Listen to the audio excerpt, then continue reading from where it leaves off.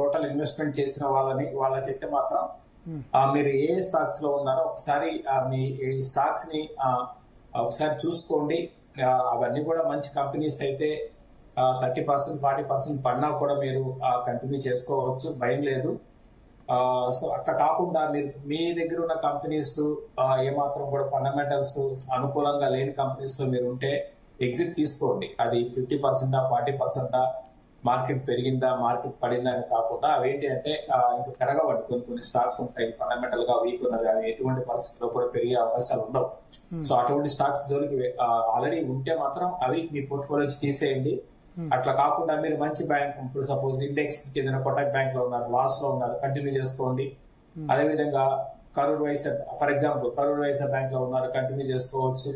ఇట్లా ఇటువంటి తర్వాత ఇన్ఫ్రా కంపెనీస్ లో మంచి కంపెనీస్ లో ఇన్ఫ్రా కంపెనీస్ లో ఉన్నారు. కానీ ఇన్ఫ్రా అన్ని లాసెస్ సార్. ఇప్పుడు లాస్ట్ కొన్ని రోజులుగా లాస్ట్ చాలా బ్యాడ్ ఫేజ్ నడుస్తుంది లాస్ట్ 2 years గా. అంటే ఇన్ఫ్రా అనేది హై బీటా సెక్టర్ కింద అంటారండి ఇన్ఫ్రాని. ఆ ఇన్ఫ్రా గానీ రియాలిటీ గానీ ఇవన్నీ కూడా ఏంటి అంటే మార్కెట్స్ లో ఒక చిన్న కరెక్షన్ వచ్చినా కూడా అంటే మార్కెట్స్ నిఫ్టీ ఒక 3% పడింది అనుకోండి, ఇన్ఫ్రా స్టాక్స్ 10 to 12% పడతాయి. హై బీటా స్టాక్స్ అదే ఇన్ఫ్రా కానివ్వండి రియాలిటీ. రేపొద్దున మళ్ళీ బుల్ రన్ స్టార్ట్ అయ్యి అంత బాగుండి మార్కెట్స్ ముందుకు వెళ్ళడం స్టార్ట్ అయితే ఫస్ట్ ఇవే చాలా ఫాస్ట్ గా ముందుకు వెళ్తాయండి. ఇన్ఫ్రా స్టాక్స్ ముందుకు వెళ్తాయి. కాబట్టి ఇన్ఫ్రా స్టాక్స్ లో ఉండమని చెప్తాను. ఎందుకంటే అగైన్ మళ్ళీ చెప్తున్నాను, సో ఓపిక ఉండాలండి స్టాక్ మార్కెట్. బాగా ఎవరికి ఎక్కువ ఓపిక ఉంటుందో వాళ్ళు ఎక్కువ గెయిన్ చేయగలుగుతారు. ఎవరికి ఓపిక లేదో ఇన్స్టెంట్ రిజల్ట్ కోసం చూసే వాళ్ళు ఎవరైతే ఉంటారో వాళ్ళకి ఎగ్జిట్ ఎంట్రీ ఎగ్జిట్ వీటితో అంటే డే టు డే బేసిస్ లో చేసే వాళ్ళు ఉంటారు. వాళ్ళకి ఒక రోజు వస్తుంటే ఒక రోజు పోతుంది, బట్ బై అండ్ లార్జ్ వాళ్ళ నష్టాల్లో ఉంటారు తప్ప లాభాలు ఉండరు. మంచి కంపెనీలో ఉంటూ లాంగ్ టర్మ్ ఉండడం అనేది రైట్ డెసిషన్ అవుతుంది.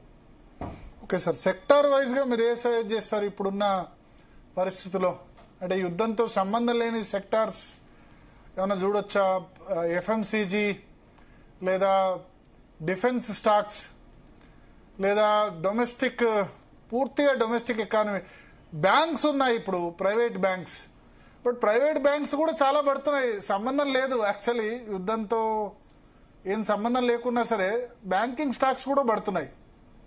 అంటే యుద్ధంతో సంబంధం లేకుండా అనేది 1-2 సెక్టర్ మినహాయిస్తే పెద్దగా మిగతా సెక్టర్ అంటే ఎందుకు బ్యాంకులు పడతాయంటే, ఫర్ ఎగ్జాంపుల్ మీకు చెప్తానండి. ఇప్పుడు నేను ఒక 2-wheeler కారో కొనాలనుకుంటున్నాం అనుకోండి, కూడా ఈ విధంగా పెరిగి సైకలాజికల్ గా ఏం చేస్తాం మనం, కారు కొనం. ఓకే, సో ఒక కారు కొనం పోస్ట్ పోన్ చేసుకుంటాం. అంటే ఈ సైకలాజికల్ అండి అంతా కూడా. సో ఆటోమేటిక్ ఆటోమొబైల్ అనేది ఇండస్ట్రీ అనేది కొంచెం వెనకడుగు వేస్తుంది. ఆటోమొబైల్ అంటే మనం కార్ ఎలా కొంటాం, బ్యాంకులో లోన్ తీసుకొని కొంటాం. కాబట్టి బ్యాంకులకు కూడా ఎఫెక్ట్ ఉంటుందండి. అదేవిధంగా కొన్ని సెక్టార్ చెందిన కంపెనీస్ ఏంటి అంటే డిఫాల్ట్ అయ్యే అవకాశాలు కూడా ఉంటాయండి. సో అంటే డిఫాల్ట్ అంటే బ్యాంక్ లోన్ తీసుకొని చిన్న స్మాల్ అండ్ మీడియం కంపెనీస్ ఏవైతే ఉంటాయో అవి ఎకానమీలో ఇటువంటి అనిస్థితి వచ్చినప్పుడు, సో వాళ్ళకి ఊహించని వాళ్ళకి దెబ్బలు తగిలినప్పుడు, బ్యాంకింగ్ కి రీపే చేసే కెపాసిటీ లేనప్పుడు ఏమవుతుందంటే ఎన్పిఎస్ పెరుగుతాయి. దాంతో పాటు మనం రీసెంట్ గా మనం చూస్తున్నాము, ఈ ఐటీ ఎంప్లాయీస్, ఐటీలో కొంచెం ఈ జాబ్స్ తగ్గే అవకాశాలు ఉన్నాయి. అది కూడా బ్యాంకింగ్ కి నెగిటివ్. బట్ ఓవరాల్ గా బ్యాంకింగ్ ని అంత నెగిటివ్ ఏం కాదు. మన వార్ అనేది బ్యాంకింగ్ మీద అంత పెద్ద నెగిటివ్ కాదు. మనకి డొమెస్టిక్ డ్రివెన్ ఎకానమీ కాబట్టి బ్యాంక్స్ ని హోల్డ్ చేయమంటారు. కాకపోతే మంచి స్టాక్ లో ఉండండి. అదే పదే చెప్తూ ఉంటాను, క్వాలిటీ స్టాక్స్ లో ఉండడం అనేది ఇంపార్టెంట్. బ్యాంక్స్ మీద నేను లాంగ్ టర్మ్ పాజిటివ్ ఉన్నాను. ఈవెన్ ఇప్పుడు కూడా స్టార్ట్ బయింగ్ అని చెప్తానండి. లైక్ కరూర్ వైశ్య కావచ్చు, కోటక్ బ్యాంక్ కావచ్చు, ఇవన్నీ కూడా ఈ రోజు నుంచే బయింగ్ స్టార్ట్ చేసుకోమని చెప్తాను. ఓకే, సో సార్ ఇప్పుడు ఐటీ స్టాక్ సంబంధించి మొన్నటి వరకు చాలా కరెక్షన్ కనిపించింది. బట్ లాస్ట్ 2-3 డేస్గా అన్నిటికంటే తక్కువ పడుతుంది ఐటీ స్టాక్స్. ఈ ఇరాన్ ఇజ్రాయెల్ యుద్ధం స్టార్ట్ అయిన తర్వాత మొన్నటి వరకు ఆర్టిఫిషియల్ ఇంటెలిజెన్స్తో దీని పరిస్థితి బాగుందన్నారు. ఇప్పుడు అన్నీ పడుతున్నాయి సెక్టర్స్, కొంచెం తక్కువ ఐటీ పడుతుంది. సో ఈ దశలో ఐటీ ఏమన్నా చూడొచ్చా, చూడరాదా? మీరు మీరు ఏ స్టాక్ ఏ సెక్టార్ వైపు మొగ్గు చూపుతారు ఇప్పుడున్న పరిస్థితిలో? అంటే ఐటీ అంటే ఆల్రెడీ ఐటీ అనేది మనం చూసామంటే ఈ యుద్ధానికి ముందే 1 month లోనే దాదాపు ఐటీ మేజర్స్ అన్ని కూడా 22-25% కరెక్ట్ అయినాయి. కాబట్టి ఐటీ కంపెనీస్ అన్ని కూడా బాగా కరెక్ట్ అయినాయి. సో దాని కారణంగా ఐటీ కంపెనీస్ లో కొంచెం ఒక లాస్ట్ ఫ్యూ డేస్ గా మార్కెట్ పడుతున్నా కూడా పెద్దగా పడలేదు. బట్ ఐటీ కంపెనీస్ కి ట్రేడింగ్ పరంగా ఏమైనా ట్రై చేయొచ్చేమో. బట్ లాంగ్ టర్మ్ ఉద్దేశం ఉంటే నేను ఐటీ కంపెనీస్ మీకు పదే చెప్తూ ఉంటాను, ఐటీ కంపెనీస్ మీద నేను అంత పాజిటివ్ గా లేనండి. ఎందుకంటే అన్సర్టనిటీ అనేది చూస్తున్నాము, తర్వాత ఆర్టిఫిషియల్ ఇంటెలిజెన్స్ అనేది చూస్తున్నాము, తర్వాత ఏ రోజుకి ఆ రోజు భారీ చేంజ్ టెక్నాలజీలో అసలు ఎవరు ఊహించని చేంజ్ అనేది వస్తున్నాయి, ఇంకా వస్తాయి కూడా. కాబట్టి అంత డైనమిక్ గా మనము స్టాక్ ని ఐడెంటిఫై చేయలేము. అంటే అటువంటి కొత్త టెక్నాలజీ కావచ్చు, కొత్త స్టాక్ కావచ్చు, కొత్త కంపెనీని మనం ఐడెంటిఫై చేయలేము. కాబట్టి బెటర్ ఏంటంటే ఐటీకి కొంచెం దూరంగా ఉండడం చాలా వరకు బెటర్. ఓకే, సో ఏ సెక్టార్ ను మీరు సజెస్ట్ చేస్తారు ఈ సమయంలో? అంటే అగైన్ సో దాదాపు అన్ని సెక్టార్లు ఈ మధ్య లాస్ట్ ఒక కొన్ని రోజుల్లో పడుతున్నాయి. మరి ముఖ్యంగా లాస్ట్ 1 week నుంచి ఈ వార్ రిలేటెడ్ గా అన్ని దాదాపు అన్ని క్రాష్ అయిపోయాయని చెప్పాలి. సో నేను అనుకోవడము ఆటోమొబైల్ సెక్టర్ ఒకటి, రేపు పొద్దున మార్కెట్ స్ట్రాంగ్ గా బౌన్స్ అయ్యే వాటిలో ఫస్ట్ ఆటోమొబైల్ ఒకటి ఉంటుంది, బ్యాంకింగ్ ఒకటి ఉంటుంది, ఎన్బిఎఫ్సిస్ ఉంటాయి. సో ఇటువంటి తర్వాత ఇన్ఫ్రా కూడా చాలా మంది ఇన్ఫ్రాని ఇగ్నోర్ చేస్తున్నారు. బట్ మీరు మీ ఉద్దేశం ఒక 4-5 ఏళ్ళుగానే ఉండగలిగితే ఇన్ఫ్రాకి నేను పాజిటివ్ గా ఉన్నాను. రీసెంట్ గా మనం చూసాం బడ్జెట్ లో కూడా అంటే మరీ ముఖ్యంగా హైవే మీద అటు సెంట్రల్ గవర్నమెంట్ చాలా పాజిటివ్ గా ఉంది. హైవే రిలేటెడ్ ప్రాజెక్ట్స్ కి ఫండింగ్, తర్వాత టైం లైన్ ఇవన్నీ మనం చూస్తున్నామంటే త్వరగా వాటిని కంప్లీట్ చేయాలనే ఉద్దేశంతో ఉన్నారు. సో ఇన్ఫ్రాని నెగ్లెక్ట్ చేయొద్దు, ఎవరు కూడా ఉంచండి, హోల్డ్ చేయండి, ఓపికతో హోల్డ్ చేయండి. దీంతో పాటు అన్నిటికన్నా ఇంట్రెస్టింగ్ ఏంటంటే ఆల్టర్నేట్ ఎనర్జీ అనేది కూడా చాలా ఇప్పుడు మనం చూస్తున్నాము. అంటే క్రూడ్ ఆయిల్ మీద ఎక్కువ డిపెండ్ కాకుండా మనం ఆల్టర్నేట్ ఎనర్జీ ఏవైతే ఉంటుందో లైక్ ఆల్టర్నేట్ పవర్ చెందిన కంపెనీస్ ఏవైతే ఉంటాయో అటువంటి కంపెనీస్ కూడా మంచి అంటే ఈ టైం ఇది ఒక పాజిటివ్ అంశంగా తీసుకోవచ్చండి. అంటే లైక్ సుజలాన్ కావచ్చు, ఇటువంటి కంపెనీస్ ని మనం ఒక లాంగ్ టర్మ్ ఉద్దేశం ఉంటే ఇటువంటి టైంలో కొనుక్కోవచ్చు. ఇటువంటి సెక్టర్ మీద పాజిటివ్ ఉన్నాను. ఇంకా ఎప్పుడు చెప్పేదే మనం హెల్త్ కేర్ అనేది ఎవర్ గ్రీన్. ప్రపంచంలో ఎక్కడ ఏం జరిగినా హెల్త్ కేర్ ఇండస్ట్రీ మీద ఎటువంటి ప్రభావం ఉండదు. కాబట్టి హెల్త్ కేర్ మీద యాజ్ యూజువల్ గా నేను పాజిటివ్ గానే ఉంటాను, దాని మీద కూడా పాజిటివ్ ఉంటాను. ఓకే సార్, ఎఫ్ఐఐస్ పరిస్థితి ఏంటి సార్? ఇవాళ కూడా దాదాపు 6,345 కోట్ల సెల్లింగ్ చేశారు. కష్టమేనా ఎఫ్ఐఐస్ ఇండియాకి మళ్ళీ ఆ విధంగా? ఫిబ్రవరిలో కొంచెం కనిపించింది, మళ్ళీ పర్లేదు, కొంత ఫిబ్రవరిలో సెల్లింగ్ తగ్గింది అనుకున్న సమయంలో మళ్ళీ స్టార్ట్ అయింది ఇరాన్ ఇజ్రాయెల్ ఎగ్జాక్ట్లీ.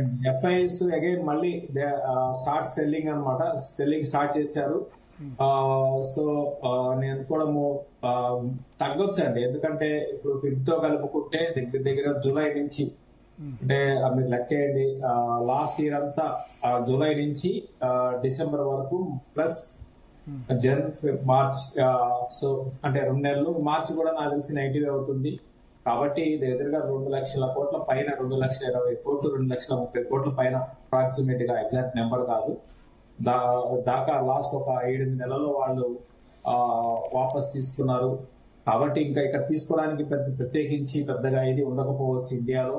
ఇప్పటికే మన ఇండియాలో వాళ్ళ ఇన్వెస్ట్మెంట్స్ అనేది చాలా తగ్గుతూ వస్తున్నాయి.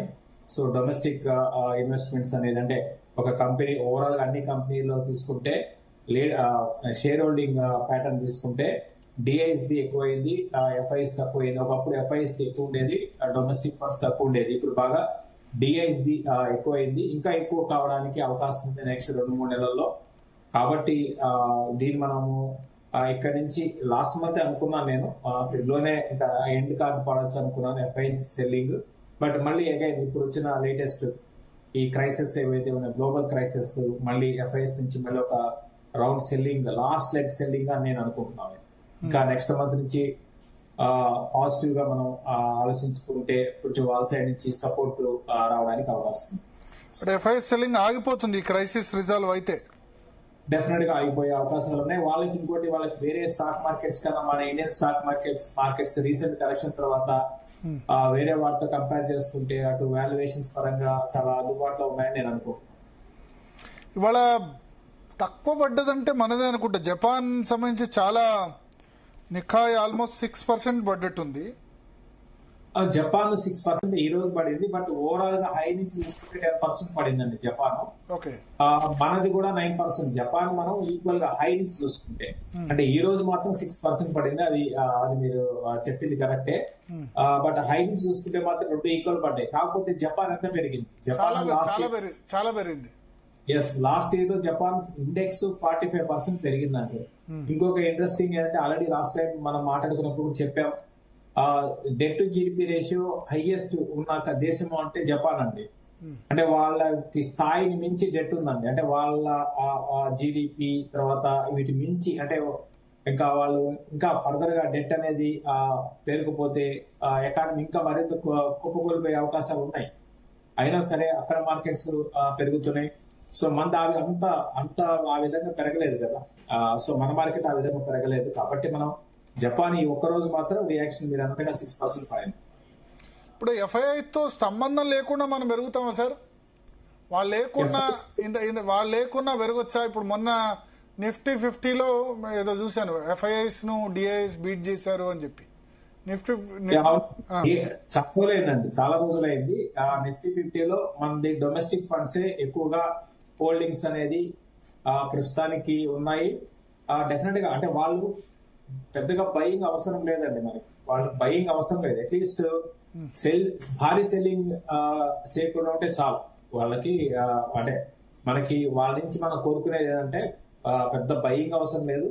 సెల్లింగ్ భారీ సెల్లింగ్ లేకుండా ఉంటే ఆటోమేటిక్ గా ప్రైస్ యాక్షన్ మనకి కనపడుతుంది, స్టాక్స్ ముందుకు వెళ్తాయి. ఓకే. సో ఇంకొకటి గోల్డ్, సిల్వర్. జనరల్గా ఇటువంటి క్రైసిస్ వస్తే గోల్డ్ కానీ సిల్వర్ కానీ ధరలు విపరీతంగా పెరుగుతాయి కదా. ఎప్పుడు స్టెబిలిటీ లేకున్నా, అన్సర్టినిటీ వచ్చినా గోల్డ్ సిల్వర్ ధరలు పెరగాలి. ఇప్పుడు ఎందుకు పెరగట్లేదు సార్? ఆల్రెడీ పెరిగాయి కదండి. ఈ మధ్య కాలంలో లాస్ట్ 1.5 years లో ఆల్రెడీ గోల్డ్ సిల్వర్ అనేది భారీగా పెరిగాయి. కాబట్టి ఇంకా మళ్ళీ అవి పెరగాల్సిన అంత బయింగ్ అయితే ప్రస్తుతానికి రాదు. మళ్ళీ రేపు పొద్దున మీరు చూడండి, కొంచెం ఈ వార్ రిలేటెడ్ న్యూస్ ఆగిపోయి, ఈ వార్ అంతా ఆగిపోయి మళ్ళీ ప్రశాంతంగా వచ్చేస్తే మళ్ళీ గోల్డ్ సిల్వర్ ఇక్కడ నుంచి భారీగా పడతాయండి. కాబట్టి ఎవరిని